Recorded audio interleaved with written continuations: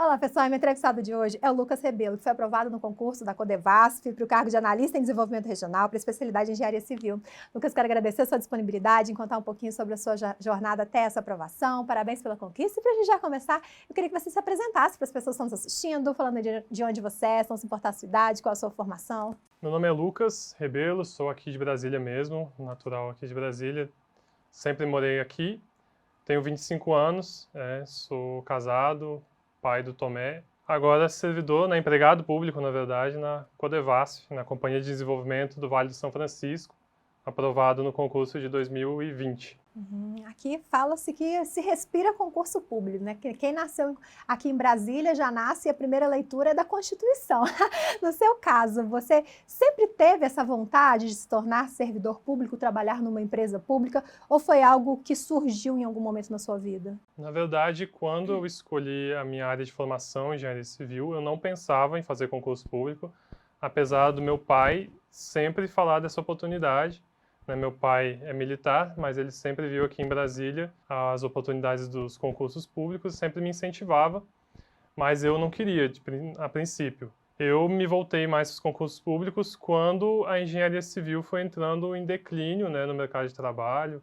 Foi uma situação ali quando eu estava me formando, estava um período um pouco conturbado para a engenharia civil, pouca oferta, e eu vi que o serviço público podia ser um atalho, A princípio comecei a estudar para outras áreas, áreas de qualquer formação, qualquer nível superior, mas quando veio a pandemia, reduziu ainda as oportunidades e eu vi essa oportunidade da Codevasf e falei, não, eu vou focar agora na minha área de formação, é uma empresa de engenharia, vão chamar muitos engenheiros, e aí eu foquei, peguei o material de estratégia e fui atrás. Mas essa escolha inicial por concursos que exigiriam nível superior, mas em qualquer área, foi pensando talvez no número de vagas, no número de oportunidades? Com certeza. Inicialmente, eu foquei em concursos com qualquer área de formação e até de nível médio, pela quantidade de vagas mesmo. Como eu tinha essa facilidade de estudar, de memorizar, de fazer provas, desde pequeno, sendo aprovado no concurso do Colégio Militar de Brasília, eu sempre tive essa facilidade com estudos.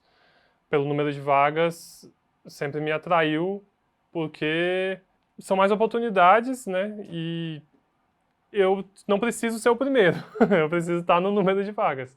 Então, foi por essa questão, do quantitativo de vagas que eu cheguei a ir para as outras áreas. Engenharia civil tem poucos concursos, na verdade, mas quando tem oportunidades da área, são geralmente oportunidades com muitas vagas, São empresas focadas em engenharia, saneamento, empresas públicas geralmente, E essa foi a sua primeira aprovação? Já tinha passado por essa experiência antes?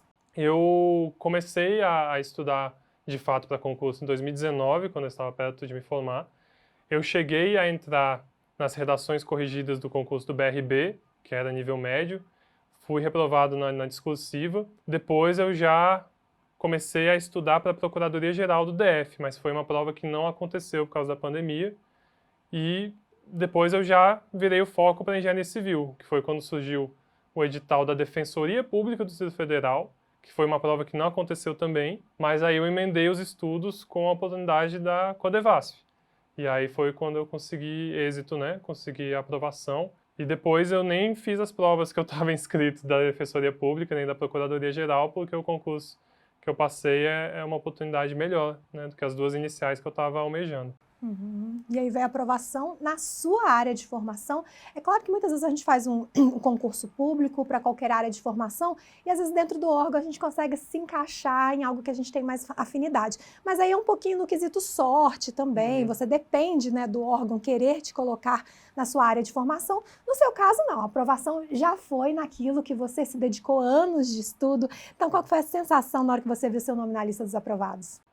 Eu fiquei muito feliz, A engenharia civil foi uma escolha que eu fiz com 17 anos, Com 17 anos eu ainda não tinha muito claro o que era o mercado de trabalho, o que eram as oportunidades, mas sempre me atraiu pela questão da engenharia resolver problemas, De ter essa parte da matemática, de ter essa parte dos números e também ter a parte de construir soluções. E foi É exatamente isso que o desenvolvimento regional faz, né? Que é o foco da empresa onde eu tô. Eu cheguei já me adaptando bem ao trabalho, né? Eu vim de, de empregos como terceirizado em órgãos públicos também, como engenheiro. E então foi uma continuidade, né? Só que dessa vez com mais estabilidade, com mais foco mesmo naquilo que eu tenho que fazer. E foi uma experiência muito boa. Eu fiquei muito feliz com essa aprovação. Não esperava, né? Não conhecia a empresa antes da publicação do edital, mas depois de conhecer, estudar e entrar, realmente eu vi que é um trabalho que se encaixa muito no meu perfil, né? Da minha própria área de formação. Em que momento a ficha da aprovação caiu? Foi na hora que veio o gabarito? Foi na hora que veio a nomeação? Foi no primeiro dia de trabalho? Quando saiu o gabarito, eu sabia que eu ficaria bem posicionado. E a minha esperança estava na quantidade de pessoas que eles iam chamar, né? Eu pesquisei o histórico do órgão, vi que o corpo técnico é composto de muitos engenheiros, muitos aposentando.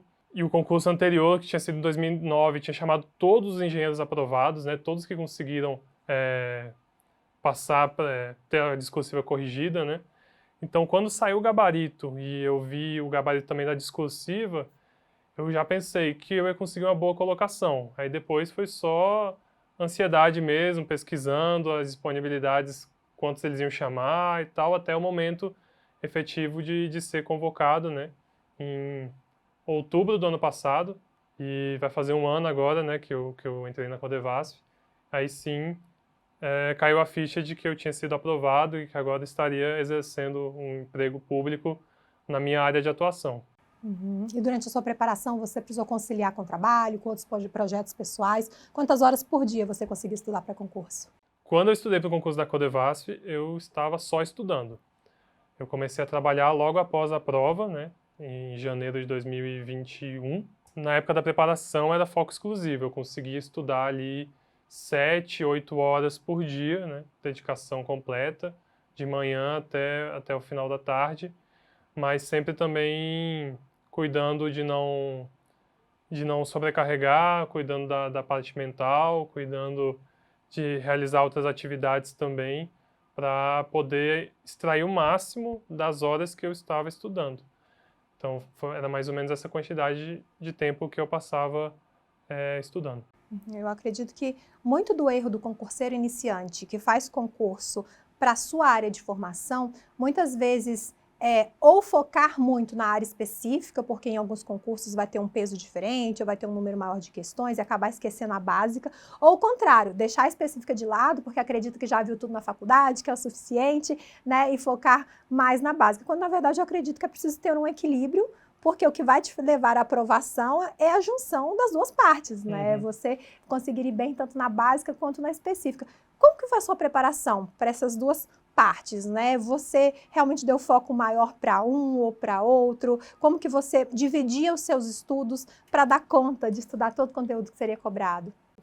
Essa foi a minha estratégia, na verdade. Eu foquei muito na parte básica. Eu peguei o histórico dos concursos de engenharia civil e eu vi que, em geral, as primeiras colocações tiravam boas notas na parte específica e notas medianas na parte básica. Com o tempo que eu tinha para me preparar, eu pensei, se eu tirar uma nota muito boa na parte básica e uma média para alta na parte específica, eu posso entrar no topo. E foi exatamente o que aconteceu. Eu errei só uma questão da parte básica e minha nota na parte específica foi normal, nada demais. E foi o suficiente para estar ali nas primeiras colocações. Foi uma estratégia que eu tracei muito com auxílio do passo estratégico, que é a ferramenta de estratégia que distribui as matérias por ordem de importância. Então, a parte específica, eu estudei muito pelo passo estratégico. As matérias que mais caíam, eu não finalizei o edital de engenharia civil, porque a engenharia civil é muito ampla, e então essa ferramenta foi importantíssima na minha estratégia de focar em determinados assuntos, e já na parte básica, eu sabia que eu não podia perder pontos. Foi a estratégia que eu tomei e que acabou dando certo, né? Ainda mais pela característica da banca Sebrasp, de não ter peso nas questões. Tem distribuição, né? 50 básicas, 70 específicas. Mas o nível das questões específicas costuma ser um nível muito alto, que acaba nivelando todo mundo ali. O cara que estudou muito, o cara que fez uma boa faculdade, eles estão ali pau a pau, porque muitos assuntos vão pegar os dois de surpresa, vão extrair muito da capacidade de memorizar lá atrás, ou mesmo de desenvolver um raciocínio em cima da questão. Então foi essa estratégia que eu tracei. Mas até pensando no Sebrasp, né, talvez você que é daqui, eu não sei se você chegou a fazer o vestibular da UNB, mas para quem é concurseiro iniciante, mesmo que tenha feito uma ótima faculdade, tenha sido o primeiro da turma, né, é preciso ter um estudo direcionado para a banca, né? Você saber como a banca vai cobrar, você disse que fez um estudo daquilo que cai mais, no caso do CESP Sebrasp, quem nunca fez o vestibular da UNB, né, poder saber que se você marcar uma errada vai anular uma certa, então precisa ter estratégia de prova também. Então, o conhecimento da faculdade vai te dar uma base, eu posso dizer assim, que gigantesca para o concurso, mas não é só isso, né? Sim. Eu fiz o vestibular da UNB, eu sou formado em Engenharia Civil na UNB, conheci a banca Sebrasp.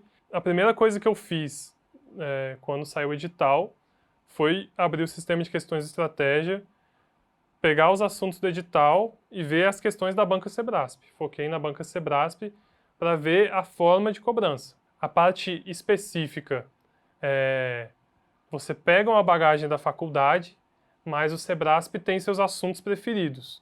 E os assuntos preferidos nem sempre correspondem com aquilo que é o maior foco da faculdade. Então, muita gente faz engenharia civil numa mentalidade de cálculo estrutural, e cálculo estrutural não é um assunto tão cobrado pela banca Sebrasp. Então, é preciso saber que a banca tem as suas particularidades, precisa ir atrás daquilo que realmente é mais cobrado, principalmente na reta final, para não desperdiçar tempo de estudo com assuntos que não vão te dar tantos pontos. Porque no final o concurso público é pontuar mais que os adversários. Não é tirar 10, não é fazer uma excelente prova em um assunto. Não, você tem que pontuar mais que os adversários, que os concorrentes, né? Então, realmente, tem que conhecer a banca, saber o que ela cobra. E a parte básica, principalmente, o Sebrasp tem os seus assuntos favoritos de administrativo, de orçamentário, de direito constitucional. É preciso estar ali ligado no que a banca gosta de cobrar e dominar aqueles assuntos. Você comentou, né, que utilizou aí o Passo, utilizou o sistema de questões, que mais ferramentas você utilizou, mas e a sua base? Foram os PDFs ou foram as videoaulas? Eu sempre funcionei melhor por PDFs, né, por leitura. Eu tenho uma memória para leitura muito mais focada. Então, o meu principal foco no material de estratégia, né, na assinatura Premium, foram os PDFs e o passo estratégico. Foram as duas ferramentas que eu mais utilizei. E o sistema de questões, com monitoramento de desempenho, com evolução, com percentual de acerto e com as resoluções comentadas. Então, meu método de estudo era muito baseado em questões, estudo teórico. Então, primeiro eu errava muitas questões sobre um determinado assunto, para depois saber o que eu tinha que estudar. Eu fazia questão, errava, e aí eu ia estudar. Depois de algumas semanas eu ia lá refazer questões, sempre com foco na banca, para entender aquilo que tinha mais chance de cair na minha prova. Essa é uma grande vantagem da assinatura, né? Você poder ver o que está incluso, né? As ferramentas que estão inclusas e poder fazer o melhor uso possível para si dessas ferramentas, né? Ferramentas que certamente aí vão agregar, vão ser bastante úteis durante a preparação, como você bem comentou, o Passo, né, que traz ali aqueles conteúdos que mais vão cair. Tem gente que é super adepta também à trilha estratégica, que não vai precisar fazer cronograma, que vai seguir a trilha ali, que são atividades para serem feitas, para que você possa incluir revisão, matéria nova, questões. Então vale super a pena dar uma conferida no site, ver qual a assinatura ali, tem o que vai mais combinar com você, aquelas ferramentas que você vai realmente utilizar e fazer bom uso delas, que eu sempre falo que não adianta um bom material se não tiver um bom aluno. Quando essa junção é perfeita, o casamento é perfeito, o resultado é esse, a aprovação. Então espero que muito em breve você também possa estar aqui dando a sua entrevista, falando um pouquinho sobre a sua jornada até essa aprovação. A gente estava falando sobre essa questão da faculdade, né? Como eu disse, até pelo fato de ser jornalista, às vezes eu vejo o pessoal sair o edital, eu quero estudar para poder fazer o concurso, né? Eu acho que o pessoal que faz concurso para área específica, eu acho que tem esse pouquinho de deixar para estudar quando o edital sai, né? No seu caso não foi isso, o que pode ter te ajudado também a garantir uma boa nota nas básicas. Isso, eu já tinha um estudo prévio das matérias básicas, já ia fazer uns 8 meses, quase um ano que eu estava estudando, né, resolvendo questões. Quando veio o edital, aí eu já tinha uma base, já não precisava aprender algumas coisas do zero. Algumas matérias eu tive sim que aprender do zero, que foram matérias novas, por assim dizer. Eu focava muito em concursos distritais e boa parte das legislações daqui não caem em concursos, né, federais. O concurso que eu passei é federal, é uma empresa pública do Poder Executivo Federal. Então, algumas coisas que eu estudei, eu tive que deixar de lado, focar em novas matérias. Por serem concursos raros, os concursos de área específica, eles acabam pegando os candidatos de surpresa. Às vezes não são concurseiros, às vezes são pessoas que só estão buscando um emprego novo, um emprego melhor, e acabam, vou começar a estudar. Mas não é algo que funciona 100% das vezes. Com muito foco, determinação, é possível sim, uma pessoa que tem uma boa base, um bom método de estudo, começar do edital, mas com certeza é a exceção. Começar antes, se preparar, ainda que sejam poucas horas por dia, faz diferença no momento da reta final, principalmente para saber o que priorizar, quais são os pontos fracos, os pontos fortes, levar tudo isso para a prova, traçando uma estratégia, né? E falando em prova e estratégia, né? A sua prova foi a tradicional de certo e errado, de uma errada anular uma certa. Qual foi a sua estratégia? De marcar tudo, de realmente deixar questões em branco? Qual o máximo de questões que você iria deixar em branco? Então, eu fui para a prova com a estratégia de marcar tudo, né? Era uma prova de certo e errado com um fator de correção, uma errada anularia uma certa, mas eu sabia que eu precisava de uma boa pontuação. Eu pensei, não vou fazer esse concurso, não tenho capacidade de ser o primeiro. Estou estudando há pouco tempo, então eu confiei na quantidade de vagas. Eram ali umas 10 vagas imediatas para engenheiro, com cadastro reserva que no final do concurso acabou chegando só a 51, né? Eram 130 vagas para o cadastro reserva, mais 80 reprovaram na discursiva, acabou ficando no cadastro reserva só de 50. Mas eu sabia que eu precisava estar ali, perto do topo. Então, para pontuar mais, falei, vou marcar tudo, né? Tracei uma estratégia, sabia o que... Marquei aquelas que eu tinha certeza e depois fui traçando as minhas estratégias ali para marcar o restante, para conseguir mais alguns pontinhos. Acabou funcionando, né? Deu certo essa estratégia, porque num concurso que você tem muitos inscritos, não se pode contar com uma nota mediana. Você precisa estar ali bom para ótimo. E deixando muitas em branco, o pessoal às vezes deixa 15 em branco, 20 em branco no CESP, você só tem 100 pontos em disputa, 90 pontos em disputa. E é muito difícil mesmo que você tenha certeza absoluta no momento da prova, você vai errar. Você vai errar. Ainda que o gabarito da banca esteja errado, você vai errar. Nunca vi alguém que marcou, marquei 80, com certeza acertei as 80. Não, a gente comete falhas no nosso raciocínio, às vezes acha que dominou um assunto e não dominou. Às vezes uma falta de atenção na hora Uma de falta ler de atenção também. Uma pegadinha da banca. Exatamente. Então eu tive essa estratégia de marcar tudo, mas é uma estratégia que só funciona para quem estuda muito. Assim, no Sebrasp, se marcar tudo sem estudar, vai acabar tirando uma nota um pouco baixa. Mas você chegou a fazer simulados para testar Muitos. esse método também em simulados? Muitos. Eu fiz muitos simulados. Fiz muitas provas anteriores do Sebrasp, de Engenharia Civil. Praticamente todas de 2015 para cá eu fiz, que funcionaram como simulados, mas também montei alguns simulados no sistema de questões de estratégia e eu testava todas as formas. Eu tinha minhas planilhas de controle lá, ó, marcando e deixando em branco, marcando e chutando com intuição, marcando e chutando com método de chute, porque se vocês pesquisarem na internet aí, tem método de chute para a banca Sebrasp. Testei todos os métodos e fui chegando à conclusão, né? O que mais funcionava, o que eu via pelos resultados simulados, comparando se eu fizesse isso ou aquilo, cheguei a uma conclusão do que era melhor e apliquei na prova. E funcionou. Como um bom engenheiro, deu para ver que você foi bem estratégico durante toda a sua preparação, né? Que a prova não foi formada, a aprovação não foi feita só de conhecimento, mas de que forma aplicar esse conhecimento em cada momento. E você falou sobre a discursiva. Sem dúvida nenhuma, a discursiva tem ganhado um peso muito grande nos últimos concursos. Entrevisto pessoas que chegaram a subir 200 posições por causa da nota da discursiva. Já entrevistei pessoas que em concursos anteriores estavam em ótimas colocações no objetivo e foram eliminados do concurso por causa da discursiva. Hoje mesmo, mais cedo, entrevistei uma aprovada num concurso aqui do Distrito Federal, que disse que apenas 3 pessoas foram aprovadas na área de formação dela, na parte discursiva também.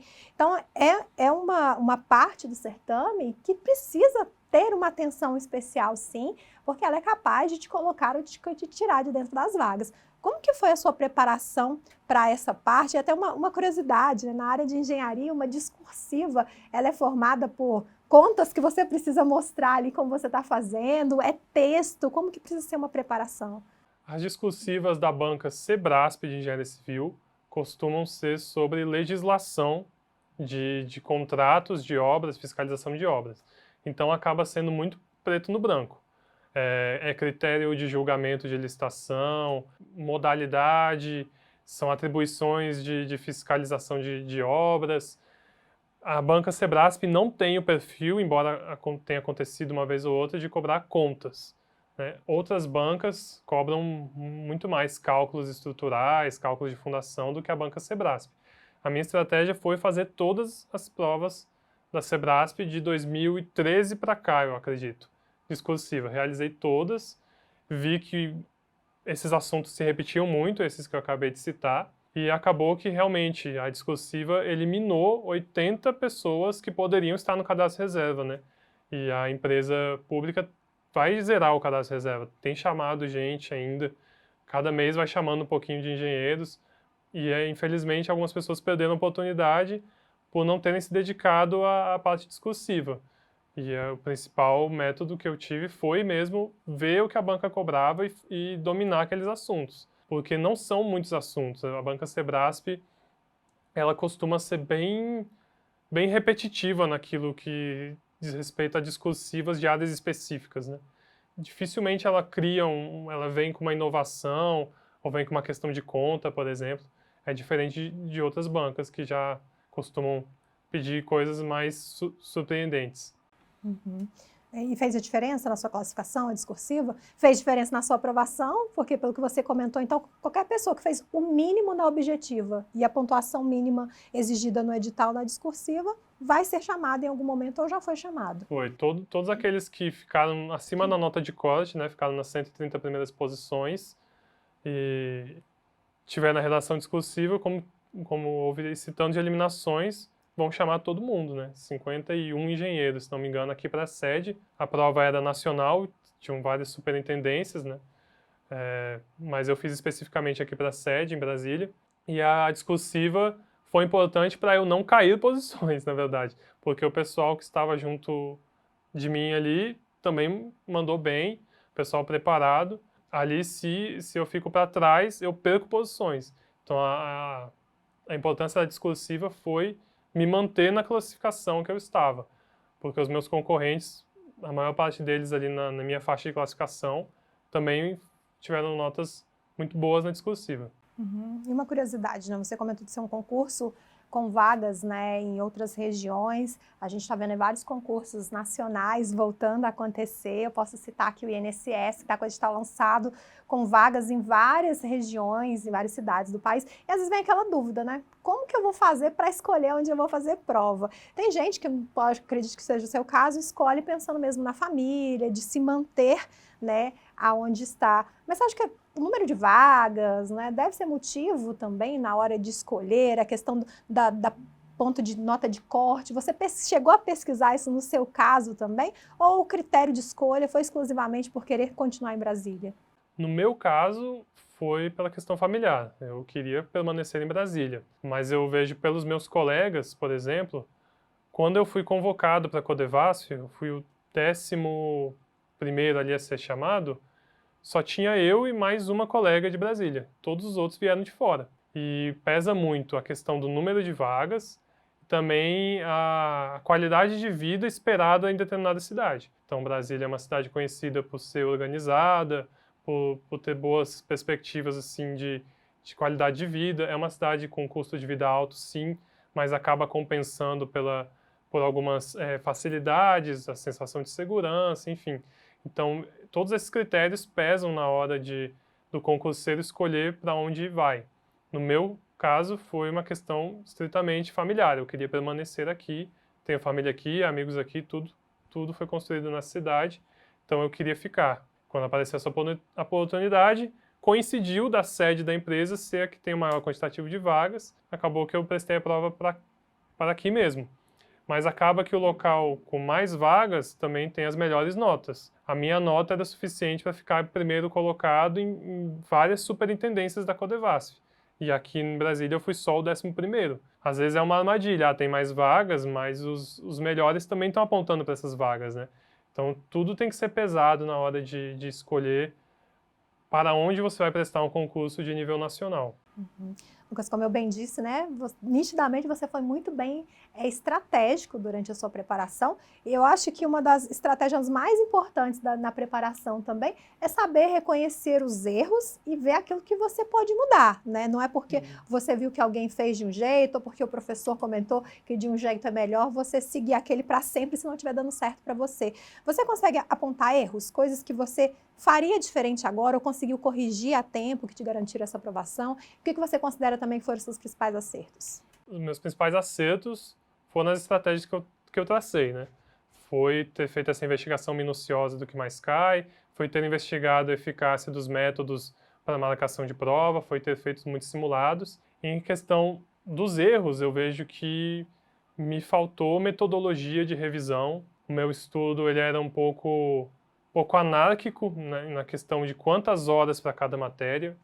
Eu acabava começando um dia planejando estudar 3 matérias e ficava só em uma, ou eu ia para uma quarta questão, pulava um dia de uma matéria. Eu acabei me deixando levar pela anarquia no momento de estudar muitas vezes. Me faltou metodologia de revisão e me faltou também um cronograma, né? Saber utilizar bem um cronograma de estudos. Eu até me arrependo um pouco de não ter usado a trilha estratégica, né, que já monta esses cronogramas, mas acabou que a estratégia acabou compensando, eu consegui a aprovação, mas se eu tivesse que apontar erros, seria não ter respeitado uma metodologia mais fechada de revisão, principalmente. Lucas, para a gente já ir caminhando para o final dessa gravação, o que você gostaria de aconselhar para quem vai iniciar os estudos para concurso público agora, principalmente para que estão de olho em concursos na área de engenharia? O que você gostaria de deixar de mensagem também para quem já está nessa caminhada em busca da tão sonhada aprovação, como você conquistou a sua? Bom, eu acho que o principal é ter estratégia, né? A prova, o concurso ela é uma prova com concorrência. Então não é uma prova de faculdade, não é uma prova de escola, você não vai tirar 10 num concurso, então você precisa conhecer a dimensão do seu concurso, você tem que passar em primeiro, são várias vagas, é um cadastro reserva amplo, é um cadastro reserva enxuto, tudo isso modifica a quantidade de pontos que você tem que almejar na sua prova. Traçar uma estratégia bem definida é o principal conselho que eu dou. E também utilizar, né, ferramentas que priorizem isso. A estratégia traz várias ferramentas, né, a trilha estratégica, o passo estratégico, que mostram aquilo que mais cai, que ajudam você a focar naquilo que é mais importante. E é isso, e ter constância. Eu acho que a constância vale mais do que a obsessão, né? Às vezes alguém foca uma semana, estuda 12 horas por dia uma semana e depois desiste, fica cansado, pensa que não vale a pena.